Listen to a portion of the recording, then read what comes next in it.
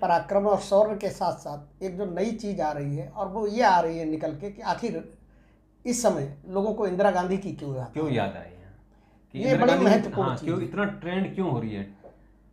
भारत की प्रधानमंत्री रही इंदिरा गांधी को लोग आज 55 वर्ष बाद एक बार फिर से क्यों याद कर रहे हैं, जबकि चारों तरफ चर्चा भारत की सेनाओं के शौर्य और पराक्रम की हो रही है, और उसी में एकदम अचानक जो है इंदिरा गांधी जी केंद्र बिंदु में आ गई हैं, चर्चा में आ गई हैं।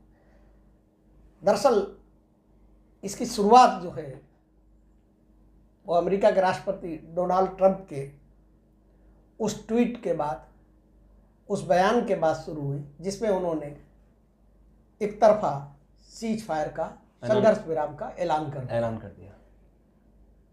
और जो उनकी भाषा शैली है ट्वीट में, वो इस तरीके की है जिससे संदेश ये जा रहा है कि भारत और पाकिस्तान के प्रधानमंत्री या वहाँ की सरकारें एक छोटे बच्चे की तरह हैं और वो हेडमास्टर की तरह बात कर रहे हैं। हाँ, उनको ट्रीट कर रहे हैं। ये नंबर 1।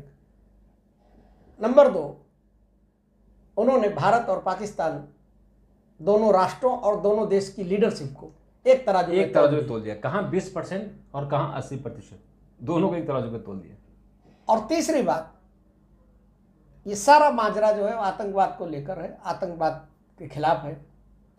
लेकिन उन्होंने जब उसके बाद तो ट्वीट किया, उसमें उन्होंने जो है आतंकवाद की बजाय एक ऐसे मुद्दे को उखाड़ दिया जिस मुद्दे को भारत और पाकिस्तान के बीच का मुद्दा माना जाता है, और उसमें उन्होंने अपनी टांग घुसेड़ दी, कश्मीर इशू को।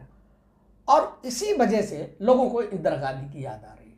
दरअसल है क्या कि जिस तरीके से भारत की सेना शौर्य और पराक्रम दिखा रही थी, और अचानक से जिस तरीके से ट्रंप महोदय ने सीज फायर की बात की,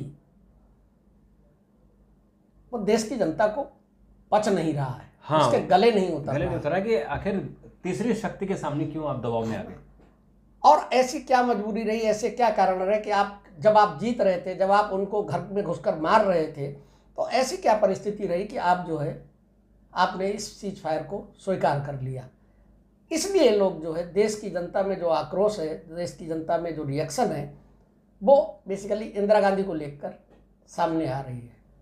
और इस घटना के लिए 1971 के उन पलों को लोग दोबारा याद कर रहे हैं, दोबारा याद करना चाहते हैं कि एक वो वक्त था और एक आज का वक्त है, जबकि दुनिया बहुत बदल चुकी है और ये भारत 1971 का भारत नहीं है। बावजूद इसके कहीं ना कहीं जिस तरीके से ट्रंप ने इसमें टांग घुसेड़ी,